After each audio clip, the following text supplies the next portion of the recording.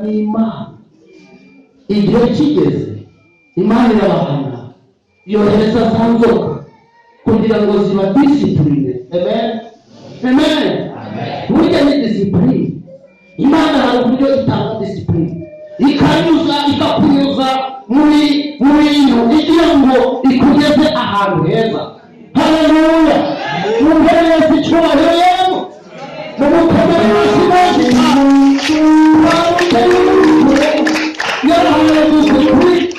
itanga ntango kugira ngo zibashe nibabona ubusabwe cyangwa se bagiye gushira biyuke abakozi b'Imana ko hari umumaro muri bageze babafitiye. Aroni na Mose birengagiza ibyo bakoze. Amen, haleluya. Basabira abanyabyaha, barasabira gukira. Amen. Ariko Imana